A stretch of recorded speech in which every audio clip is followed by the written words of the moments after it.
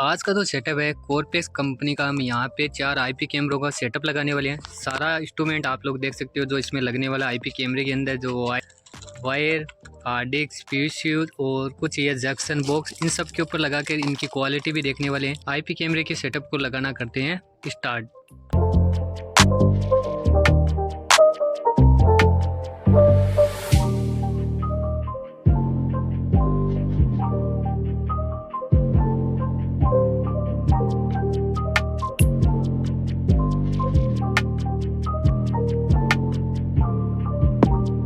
हमने यहाँ पे सेटअप किया है और एक कैमरा बैक साइड में और एक कैमरा हमने यहाँ बैक साइड में पीछे की तरफ ये लोकेशन कैप्चर करने के लिए